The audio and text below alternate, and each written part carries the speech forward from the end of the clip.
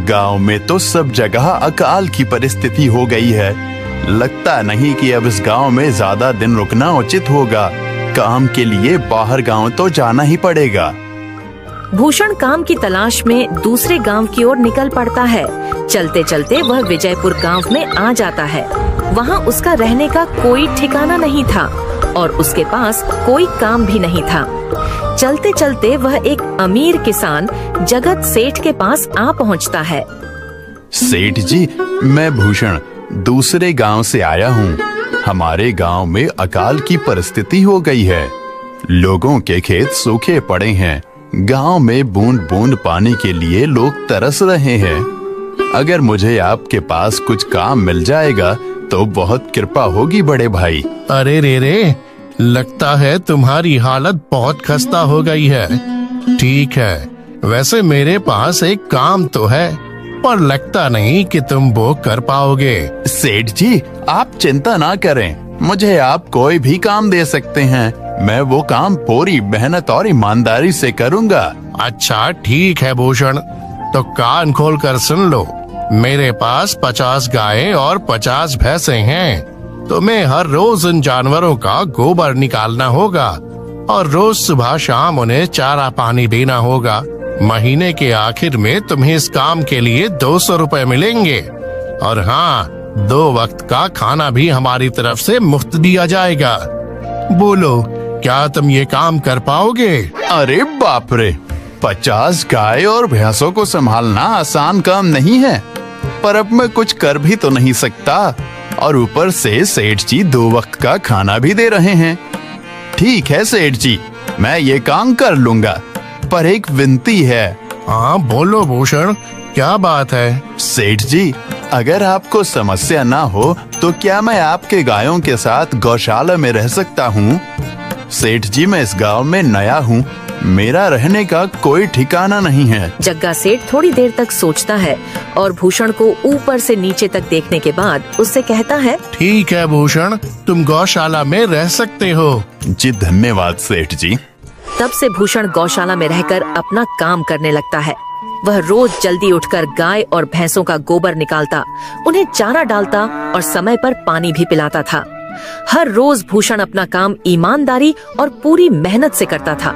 जगत सेठ को भी भूषण का काम बहुत पसंद आने लगा, क्योंकि वह अपना काम सफाई से करता था। एक दिन जगत सेठ भूषण को बुलाकर उससे बोलता है, भूषण, मुझे तुम्हारा काम बहुत पसंद आया है। तुम गाय और भैंसों का अच्छा ख्याल रख रहे हो, इसलिए दूध की गुणवत्ता भी बढ़ गई है और गायें पहले से ज्यादा दूध भी दे रही हैं। इसलिए मैं आज से तुम्हारी तनख्वाह बढ़ाकर पूरे 400 रुपए कर रहा हूँ। आपका बहुत बहुत धन्यवाद सेठ जी।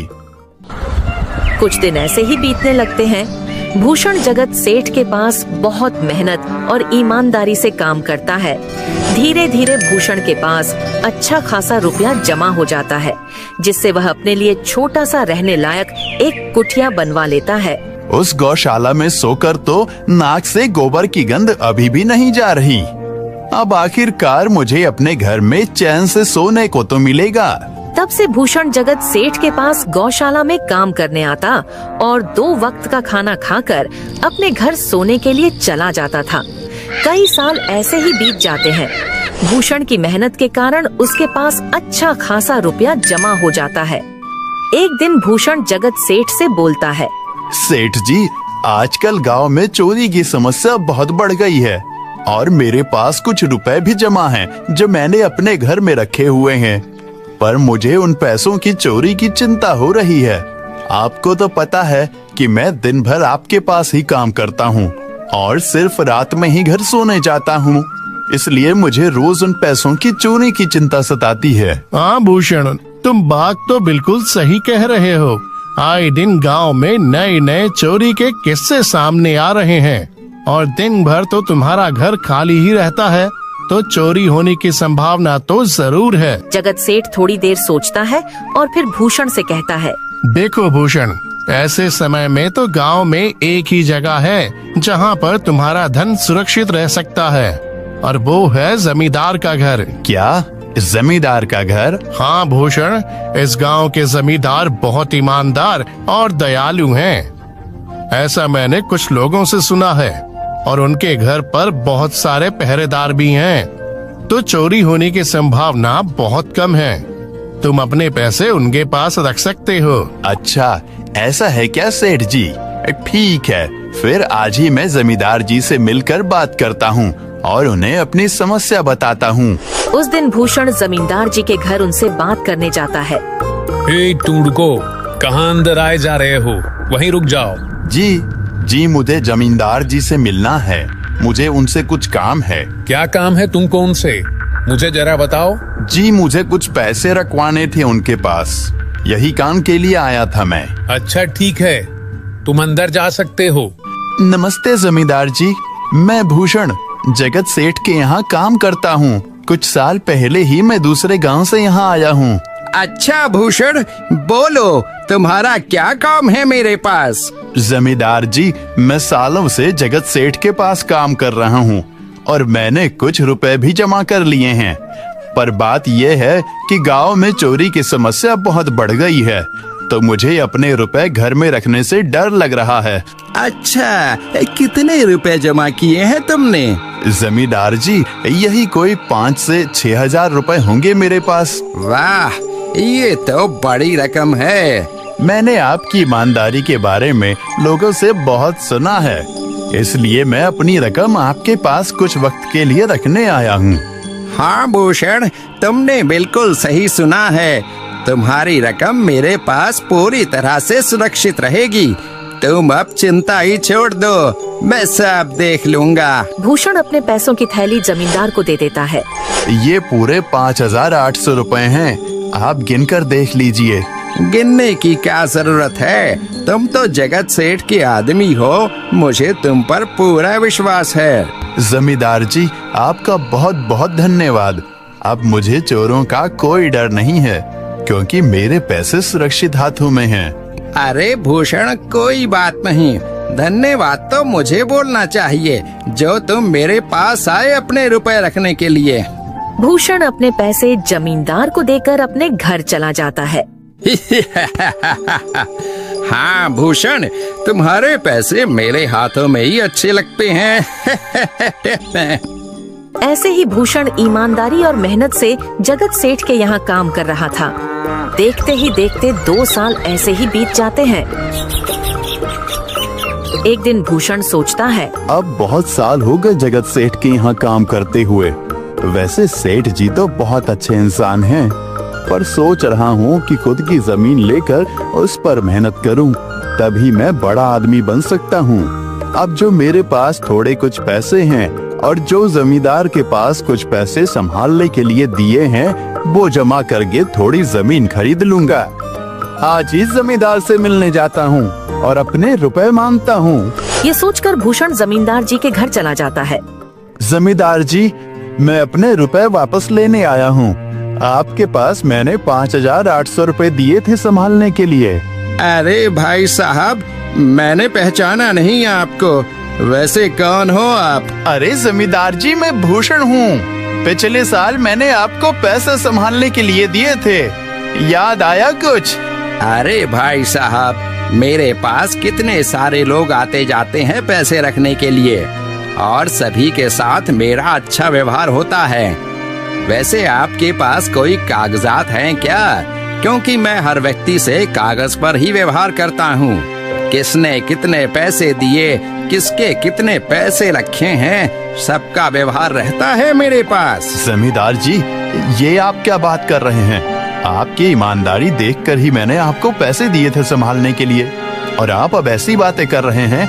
कृपया करके मेरे पैसे मुझे वापस कीजिए।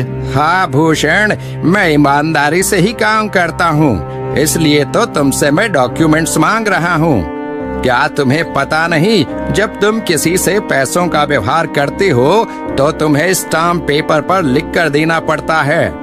तुम किसी से भी पूछ सकते हो। नहीं जमींदार जी, मैं आपके पैर पड़ता हूँ, कृपया करके मेरे रुपए मुझे दे दीजिए। बड़ी मेहनत से मैंने वो पैसे जमा किए थे, मुझ पर ऐसा अन्याय ना करें। अरे क्या ये झूठ मूठ का रोना धोना लगाया है? लगता है तुम ढोंगी हो और मेरी ईमानदारी और भोलेपन का फायदा उठाकर मुझसे ये रुपए लेने आए हो। रुक, तुझे अभी सबक सिखाता हूँ। जमींदार अपने आदमियों को बुलाकर भूषण की पिटाई करने को कहता है। इसे तब तक मारो जब तक ये बेहोश ना हो जाए। इस 2 कौड़ी के आदमी ने मेरी ईमानदारी पर सवाल उठाया है, इसे छोड़ना मत। जमींदार के आदमी भूषण को डंडे से खूब मारते हैं। फिर भूषण दुखी होकर अपने घर चला जाता है। भूषण के शरीर पर घाव के निशान स्पष्ट दिखाई दे रहे थे। 2 दिन से भूषण घाव के दर्द के कारण जगत सेठ के घर काम के लिए नहीं जा पाता है। इसलिए अगले दिन जगत सेठ भूषण के पास आ जाते हैं। वह देखते हैं कि भूषण खाट पर सो रहा है और वह बड़ा ही चिंता में नजर आ रहा है।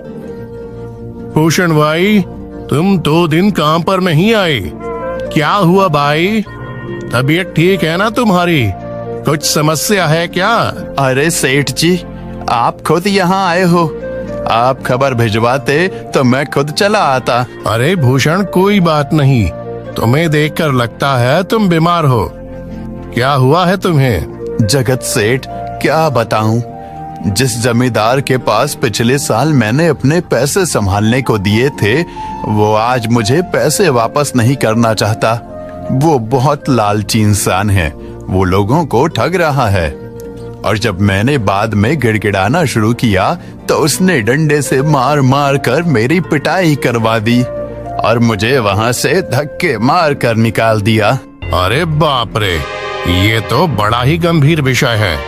मैंने तो जमींदार के बारे में अच्छा ही सुना था, पर मुझे भी नहीं पता था कि वो इंसान इतना गिरा हुआ है। तभी मैं सोचूं, हर साल उसकी संपत्ति इतनी ज्यादा कैसे बढ़ रही है। मुझे माफ कर दो भूषण, मैंने ही तुम्हें जमींदार के पास जाने को बोला था। गलती तो मेरी भी है। नहीं जगत सेठ, आप तो मेरा अच्छा ही सोच रहे थे। ये तो उस जमींदार का लालच है। अब लगता नहीं मेरे पैसे उस जमींदार से वापस मिलेंगे भी। भूषण, मेरे पास एक तरकीब है जिससे मैं तुम्हारे पैसे तुम्हें वापस दिला सकता हूँ। जगत सेठ भूषण के कान में सारी तरकीब बताता है। ठीक है सेठ जी, हे ऊपर वाले, ये तरकीब कामयाब होने दीजिए। अगले दिन जगत सेठ बहुत सारे पैसों को एक सूटकेस में भरकर खुद जमींदार के घर जाता है। अरे जगत सेठ, आज आप खुद यहाँ? बोलो भाई, इस गरीब के घर कैसे आना हुआ? हमारा तो ये सौभाग्य है कि आप जैसे धनी आदमी के चरण हमारे घर में लगे हैं। नमस्ते जमींदार जी। अरे जमींदार जी, आप तो मुझे अब लज्जित कर रहे हैं। वैसे मैं कुछ महीनों के लिए दूसरे राज्य में व्यापार करने जा रहा हूँ। मैं ये लगभग 50,000 रुपए लाया हूँ। मुझे डर है कि कहीं ये चोरी ना हो जाए। क्या आप मेरे सारे पैसे अपने पास संभाल कर रख सकते हैं? आपके सिवाय इस गांव में और किसी पर भरोसा नहीं कर सकता। अरे जगत सेठ, ये भी कोई पूछने की बात है? मेरे पास आपके पैसे बिल्कुल सुरक्षित रहेंगे। आप निश्चित होकर व्यापार करने जा सकते हैं। इस बार तो बड़ी मछली हाथ लगी है। बार बार ऐसा मौका नहीं मिलता। भारी माल हाथ में लगने वाला है। तभी वहाँ पर भूषण आ जाता है। अरे भूषण, तुम? अच्छा हुआ तुम आ गए। मैं तुम्हारे पास ही आने वाला था। मुझे माफ करना, उस दिन तुम्हें पहचान नहीं पाया। इतने सारे लोग मेरे पास आते हैं तो जरा परेशानी होती है, पर मैं अपनी बातों का बड़ा पक्का हूँ। हाँ रुको, मैं तुम्हारे सारे पैसे अभी देता हूँ। जमींदार भूषण के सारे पैसे उसे लौटा देता है। माफ करना भूषण, मेरे आदमियों ने तुम्हारे साथ उस दिन बदतमीजी की। मैं आज ही उनको काम से निकालता हूँ। भूषण बिना कुछ बोले वहाँ से चला जाता है। अरे क्या बात है जमींदार जी, आप तो अपने बातों के बहुत पक्के हैं। तो ठीक है, मैं अपने सारे पैसे आपके पास रख सकता हूँ। जगत सेठ इतना बोल ही रहा था कि तभी वहाँ जगत सेठ का नौकर आ जाता है। मालिक, अब आपको बाहर के राज्य में जाने की कोई जरूरत नहीं है। अभी अभी व्यापारियों का संदेश आया है और उसने कहा कि वो खुद हमारे गांव आ रहे हैं। अरे ये तो बहुत बढ़िया बात हुई। अब मुझे इतनी दूर नहीं जाना पड़ेगा। सुन रहे हो जमींदार जी, व्यापारी यहाँ आ रहे हैं। अब मुझे नहीं लगता कि ये पैसे आपके पास रखने का कोई मतलब होगा। चलो, आपका बहुत बहुत धन्यवाद। आपने इतनी ईमानदारी दिखाई मुझे। हाँ, पर अगली बार जरूर आपके पास ही आऊंगा। ऐसा बोलकर जगत सेठ और उसका नौकर वहाँ से अपने पैसे लेकर चले जाते हैं। धत तेरी की, ये क्या हो गया? ये 50,000 तो चले गए और जो भूषण के 5,800 रुपए हड़प लिए थे वो भी चले गए। आपका बहुत बहुत धन्यवाद सेठ जी। अगर आज आप ना होते तो मेरी सारी जमा पूंजी वो जमींदार हड़प लेता। भूषण, कोई बात नहीं। जो व्यक्ति मेहनत और ईमानदारी से कमाता है, ऊपर वाले उसका कभी बुरा नहीं होने देते, और जो हराम की कमाई का खाता है उसका कभी अच्छा नहीं होने देते।